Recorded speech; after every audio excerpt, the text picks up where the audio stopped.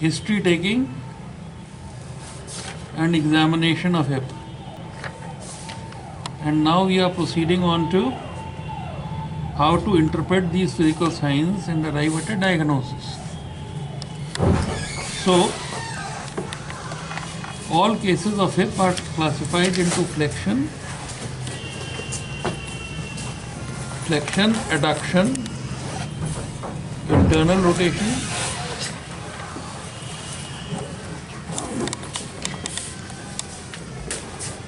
flexion,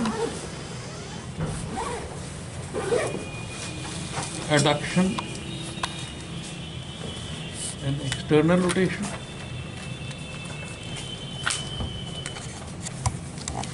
And third is flexion, abduction,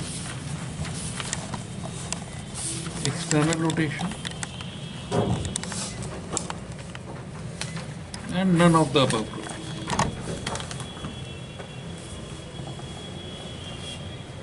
So now these are deformities. These are deformities. That means if extension is limited, it is flexion deformity. If abduction is limited, abduction is absent, then it is equivalent to adduction deformity. So you see, if I say flexion, adduction, internal rotation, it also means limited extension, limited abduction, limited external rotation. Okay? So whenever there is a flexion, adduction, internal rotation, you may have true shortening, you may have no shortening.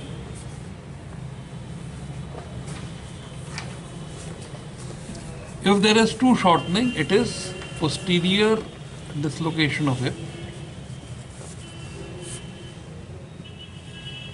And there are three basic causes of it: congenital, traumatic, pathological. And amongst the pathological, you have septic arthritis in children, and you have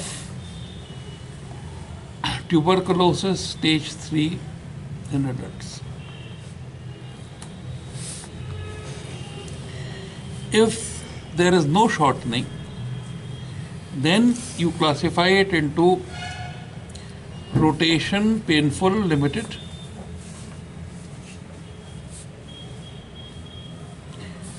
rotation free.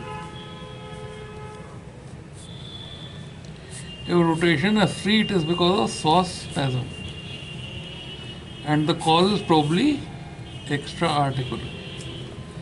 That means you must look at iliac lymphadenitis, appendicitis, amoebic encephalitis, any of those inflammatory conditions around the hip, outside. And not only would the rotation be free, but flexion will be full. There is a flexion deformity, but range of flexion is full. There is a adduction deformity, but range of adduction is full. There will be an internal rotation deformity, but internal rotation movement will be full. Because if the muscle is in spasm, it will limit movement in only one direction. In the other direction, it will permit full movement. So this is the difference between extra-articular, this is extra-articular, and this is intra-articular. Okay. Now, this intra-articular is TB stage 2.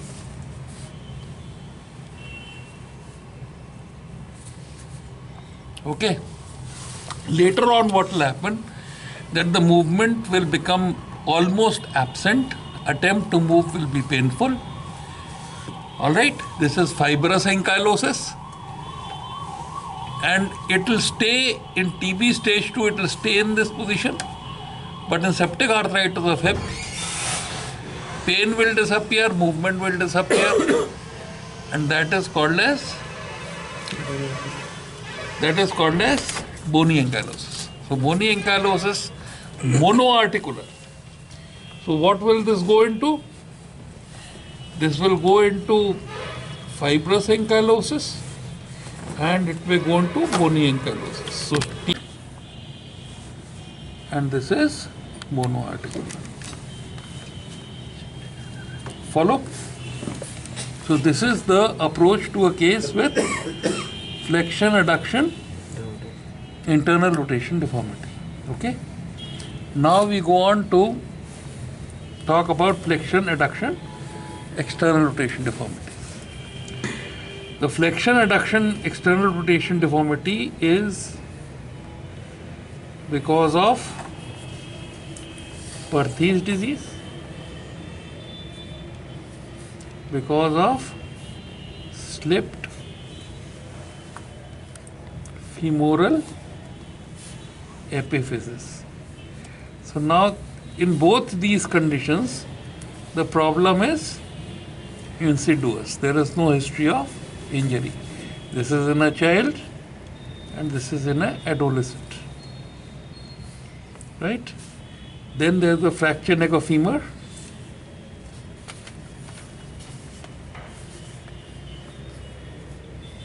And trochanteric fracture.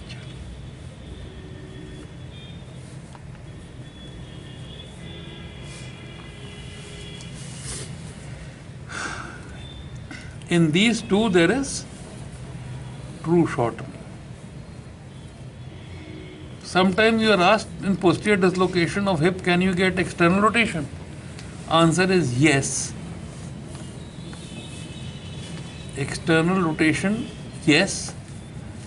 If there is either an associated fracture neck of femur, all right, or iliofemoral ligament is ruptured. Okay.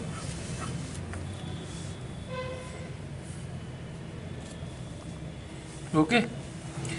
So this is the differential diagnosis, and the difference between neck and femur and trochanteric fracture is usually asked. Neck of femur, tenderness in Scarpa's triangle. Trochanter, not tender or thickened. All right.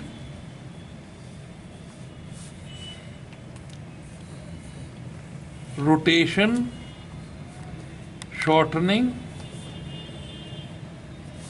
incomplete because capsule is attached to the distal fragment and will have the problem of non-union and avascular necrosis.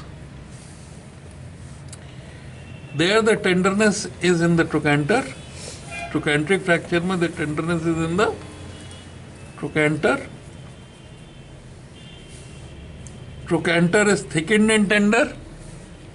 Rotation and shortening is complete. And the problem there is okay. So this is the differential diagnosis of flexion, adduction, external rotation.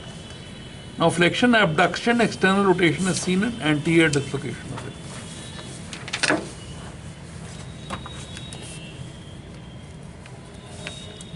None of the above. If there is history of trauma, it is central dislocation of hip. Okay. Either the two tests that may confirm it is Morris's bitrochanteric test and per rectal oblique per vaginal examination. Okay. Where you find a bony mass in the lateral wall of pelvis. So either there is trauma, and if there is no trauma, diagnosis is osteoarthritis. Okay. And now what are the conditions that we should study? We should study tuberculosis, We should study septic arthritis. We should study ankylosing spondylitis. We should study fracture neck of femur. ठीक है? We should study posterior dislocation of hip or dislocation of hip. Maybe anterior or central also. Okay? So, we should study Perthes disease and we should study slipped femoral epiphysis. Okay? And what should we study about them? 7 questions. What is your diagnosis? Why? Any differential diagnosis? Points in favor, oblique against. Okay? And all this you will be able to answer up to here by this. Okay? The 5th is, how would you investigate? 6th is, what is the treatment? 7th is, what is the prognosis? ये 7 सवाल इन conditions के बारे में पूछे जाएंगे. Correct? So now we start with